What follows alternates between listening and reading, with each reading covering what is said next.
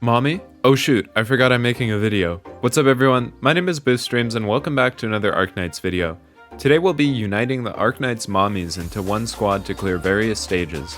Please remember to leave a like and subscribe if you enjoyed the video. Can we get 150 likes? Our first stage is MBEX8. The squad we will use is NTR, Saria, Schwartz, Salic, Carnelian, Gladia, Siege, and Shining. This stage is particularly difficult because when the prisoners become enraged, they do a ton of damage to your operators. In addition, the boss, Jesselton Miller, has quite a lot of HP, 2 phases, and stuns operators. This level is going to require some strategic positioning and timing. We start out with Salic on S3 for DP, as well as Siege on S2 for early damage and DP generation.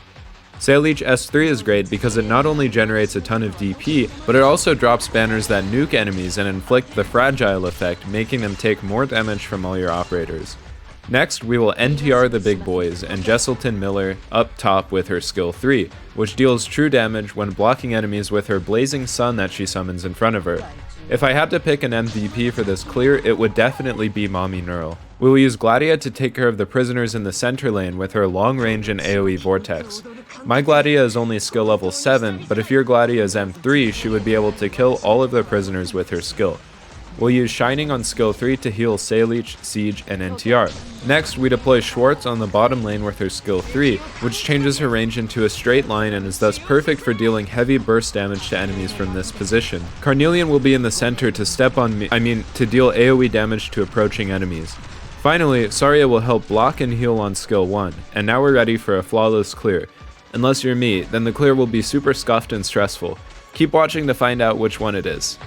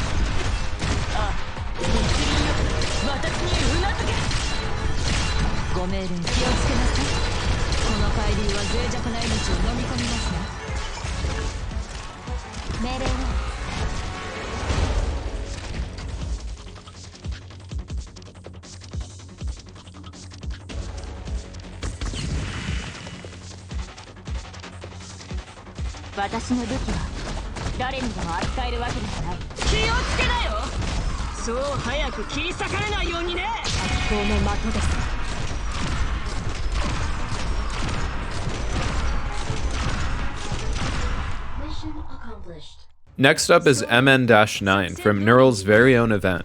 We will use Siege and Gladia in the middle lanes to block the smaller enemies, with Gladia facing up to deal some damage to the boss who comes out of the blue box. NTR will be positioned in the top right, so that she can summon her blazing sun on the tile in front of her and deal damage to the boss who comes out on the right side. Salic behind her once again for fragile application and DP generation. Shining will be on the right to heal NTR as well. As with the last map, let's use the same Schwartz and Saria combination to block and deal damage to the large enemies and later the boss on the top left. No matter how big Schwartz's thighs are, she isn't able to strangle the boss alone, so Carnelian will have to join in on the fun. Now we sit back and enjoy an easy clear. The end will be pretty goofy when Schwartz and Carnelian kill the speed drone and our boss assassins attack at the speed of light.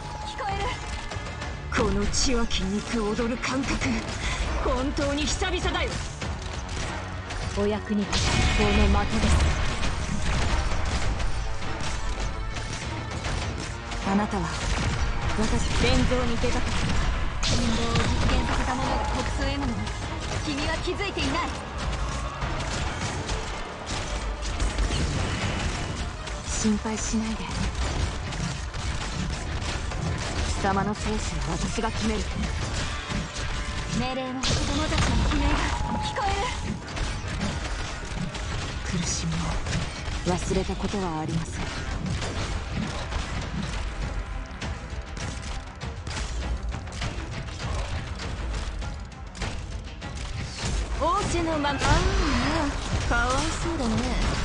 どうしてそんなに全身血だらけなの？長き夜も明けるときセイロン様たちが土が崩れていくのを感じる。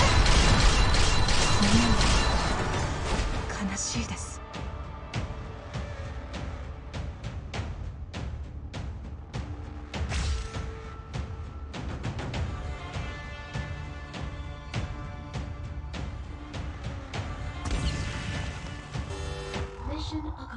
Our third stage will be OFF4 versus some explodey spiders and the big bad Pompeii. Since Pompeii has super high res, NTR is a great choice for taking him out. We use Sailleech for DP and Fragile, Siege to hold the right lane, Gladia to hold the left lane, and Shining for heals. Saria will be placed to heal Gladia, Sailleech, and Schwartz.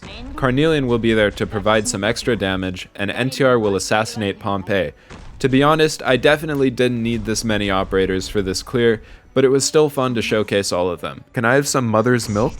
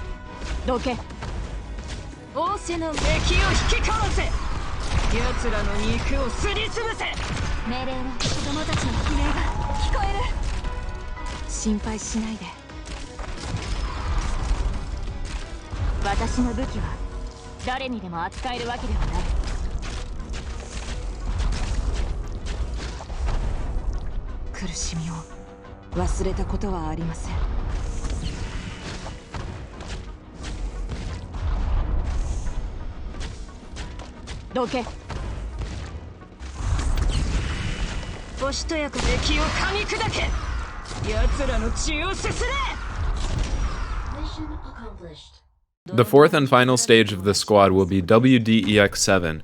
Frankly, this is definitely not the optimal way to clear the stage, but that's okay, because we're showcasing an interesting team. The strategy is going to be pretty similar to the other stages, with the main difference being that we will use NTR's skill 2 instead of her skill 3. Her skill 2 turns her into a heli drop assassin, and she deals physical damage now instead of true damage. Her skill 3 is great for taking care of the heavy defenders, as it deals a ton of damage that rips right through their large pool of HP. The potential MVP of this stage is going to be Shining, since most of our units will take a lot of damage from the drones that come out in a bit.